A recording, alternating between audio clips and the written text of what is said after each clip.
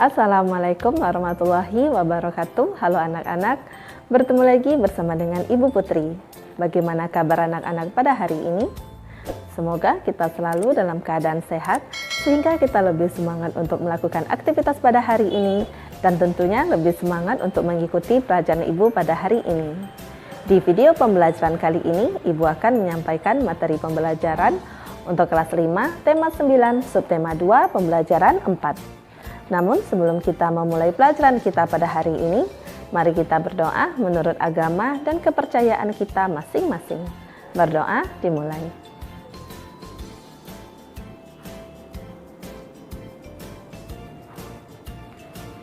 Berdoa selesai.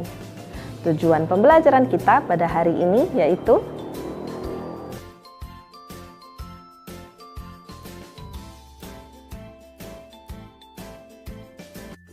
setelah kamu membaca Ayo Mengamati pada halaman 95, selanjutnya ayo berlatih pada halaman 96. Kamu sudah mengetahui beberapa jenis iklan elektronik dilihat dari sisi isinya. Ada jenis iklan politik, pendidikan, dan kecantikan. Masih banyak jenis iklan elektronik lainnya jika dilihat dari isinya. Tuliskanlah hasil identifikasimu dalam lembar tugas, sertakan juga gambar iklannya. Setiap anak minimal bisa membuat 2 contoh iklan dari satu jenis iklan.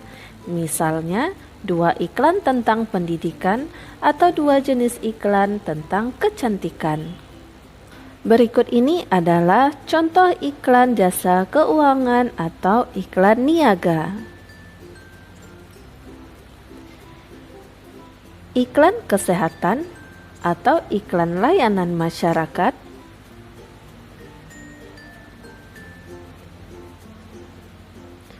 Iklan pendidikan.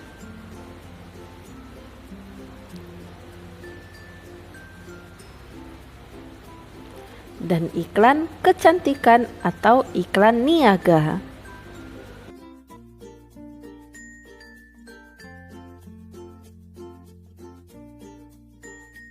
Usaha ekonomi yang dikelola sendiri dan kelompok. Berdasarkan pengelolanya, usaha ekonomi dapat dibedakan menjadi 2, yaitu pertama, usaha ekonomi yang dikelola sendiri, kedua adalah usaha ekonomi yang dikelola kelompok. Berikut contoh usaha-usaha ekonomi yang dikelola sendiri dan kelompok. 1. Usaha ekonomi yang dikelola sendiri. Usaha ekonomi yang dikelola sendiri atau perseorangan biasanya modalnya terbatas. Contoh usaha ekonomi yang dikelola sendiri atau perorangan sebagai berikut. 1. Usaha pertanian.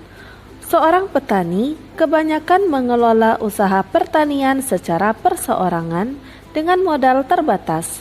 Meskipun demikian, ada juga usaha pertanian yang dilakukan secara besar-besaran. Namun, hanya beberapa orang saja yang bisa melakukannya. Yang kedua, industri kecil. Industri kecil biasanya berupa industri rumah tangga. Industri kecil biasanya dikelola secara perseorangan. Contoh industri kecil seperti usaha kerajinan atau mebel, meja, kursi, dan lemari. Industri keramik, kerajinan anyaman, dan tembikar. Yang ketiga, usaha perdagangan. Usaha perdagangan yang dikelola secara perseorangan biasanya perdagangan dalam jumlah kecil sampai menengah. Contohnya, usaha membuka toko kecil seperti toko kelontong milik Ibu Udin. Contoh lainnya seperti membuka warung, penjajah keliling, pedagang kaki lima, pedagang di lapak-lapak pasar, dan pedagang hasil bumi. Yang keempat, usaha jasa. Banyak usaha jasa yang dikelola secara perseorangan. Contoh usaha jasa yang dikelola perorangan antara lain usaha salon, bengkel, fotokopi, tukang cukur, dan tukang pijit. Yang kedua, usaha ekonomi yang dikelola kelompok. Usaha ekonomi yang dikelola secara berkelompok adalah usaha yang dijalankan secara bersama-sama, baik dalam hal modal, pengelolaan, maupun dalam hal bagi hasil. Contoh usaha ekonomi yang dikelola secara bersama-sama antara lain firma, CV, PT, BUMN, perusahaan daerah, dan koperasi. Yang pertama, firma. Firma adalah perusahaan yang didirikan oleh sedikitnya 2 orang. Biasanya pendiri firma adalah orang-orang yang sudah saling kenal. Setiap anggota firma mempunyai hak untuk bertindak atas nama firma. Resiko tindakan anggota firma ditanggung bersama. Yang kedua, CV. CV adalah perusahaan yang didirikan oleh 1 orang pengusaha atau lebih. Modal CV berasal dari pengusaha itu dan dari beberapa penanam modal. Pengusaha menjadi pimpinan perusahaan dan bertanggung jawab atas kelangsungan hidup perusahaan. Para penanam modal mempercayakan pengelolaan CV kepada pengusaha. Sebuah perusahaan yang berbentuk CV bisa dikembangkan dari firma. Hal ini terjadi bila sebuah firma ingin mengembangkan usaha dan membutuhkan tambahan modal. Yang ketiga, PT. PT adalah perusahaan yang modalnya diperoleh dari penjualan saham. Saham adalah surat berharga sebagai tanda keikutsertaan menanamkan modal dalam perusahaan. Yang keempat, BUMN atau Badan Usaha Milik Negara.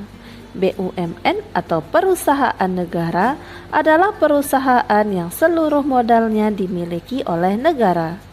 Ada 3 bentuk perusahaan negara, yaitu perusahaan jawatan atau perjan, perusahaan umum atau perum, dan perusahaan perseroan atau persero. Yang kelima, perusahaan daerah. Perusahaan daerah adalah perusahaan yang modalnya dimiliki oleh pemerintah daerah. Tujuan pendirian perusahaan daerah antara lain turut melaksanakan pembangunan ekonomi daerah dan pembangunan ekonomi nasional.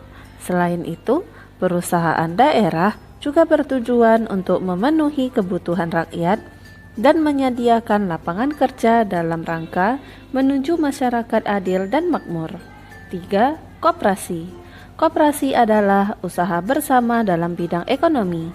Kerjasama dalam koperasi berdasarkan prinsip saling membutuhkan dan kesamaan kebutuhan anggotanya. Di Indonesia ada 5 bentuk koperasi, yaitu koperasi konsumsi, koperasi simpan pinjam, koperasi produksi, koperasi jasa, dan koperasi serba usaha. Ayo berdiskusi pada halaman 100. Banyak orang yang melakukan suatu usaha di bidang ekonomi untuk dapat memenuhi segala kebutuhan dalam hidupnya. Apa yang akan terjadi jika ada orang malas tidak mau berusaha? Coba diskusikan bersama teman kelompokmu, kemudian segera tuliskan hasil diskusi pada kolom di bawah ini. Laporan hasil diskusi: jika orang malas tidak mau berusaha, maka kesejahteraan hidupnya sulit tercapai. Saat kesejahteraan hidup sulit tercapai, maka akan timbul permasalahan-permasalahan sosial seperti pengangguran.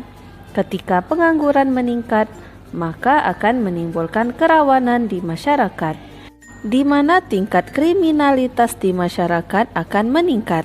Saat kriminalitas meningkat, maka kehidupan aman, nyaman, dan damai akan sulit tercapai. Akan mudah terjadi konflik di masyarakat. Tingkat persatuan dan kesatuan di masyarakat juga rendah, yang pada akhirnya mengancam keutuhan persatuan dan kesatuan bangsa. Ayo berkreasi pada halaman 100 sampai 101. Kamu telah memahami beragam dari bentuk usaha berdasarkan pengelolaannya. Ada usaha yang telah dikelola sendiri dan ada juga usaha yang telah dikelola oleh kelompok. Kamu sekarang buatlah clipping berkelompok tentang berbagai jenis usaha yang telah dikelola sendiri serta usaha yang telah dikelola oleh kelompok dengan langkah-langkah berikut ini. 1. Carilah informasi-informasi tentang jenis usaha perseorangan dan usaha kelompok, baik berdasarkan informasi bergambar maupun informasi tidak bergambar yang berasal dari berbagai media cetak. 2. Kemudian guntinglah informasi yang telah kamu peroleh tersebut. Jangan lupa gunting pula sumber informasinya. 3. Kemudian kumpulkan hasil guntinganmu tersebut dan tempelkan pada lembaran-lembaran kertas folio. 4. Pisahkan antara jenis-jenis dari usaha perseorangan tersebut dengan usaha-usaha jenis kelompok. 5. Kemudian bendellah per kelompok sehingga telah menjadi sebuah clipping. 6. Kemudian berilah judul clipping tersebut dengan jenis usaha-usaha perseorangan dan kelompok. 7. Tulis nama-nama dari anggota kelompok kamu.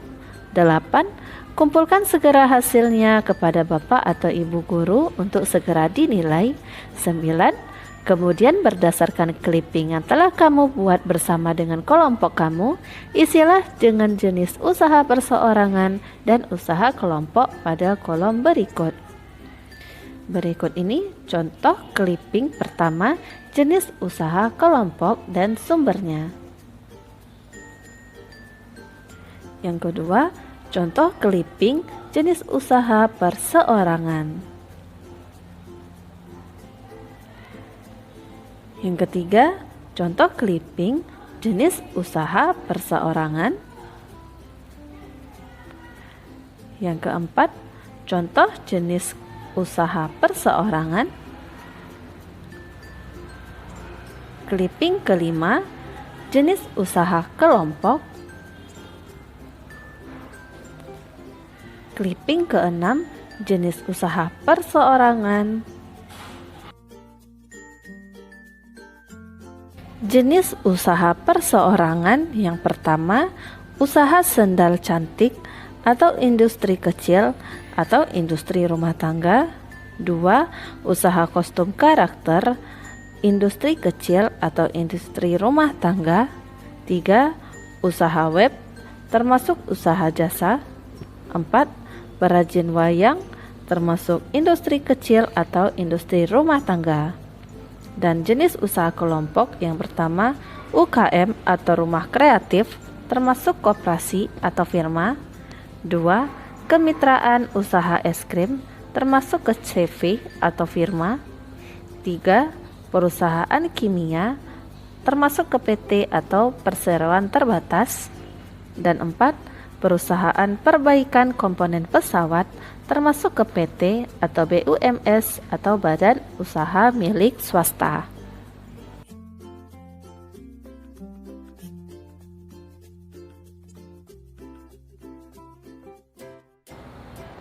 Demikianlah materi yang dapat Ibu sampaikan pada hari ini. Semoga apa yang telah Ibu sampaikan pada hari ini dapat bermanfaat untuk dirimu dan menambah ilmu pengetahuanmu. Jika dalam penyampaian materi ada tutur kata Ibu yang kurang berkenan, Ibu mohon maaf. Akhir kata, wassalamualaikum warahmatullahi wabarakatuh.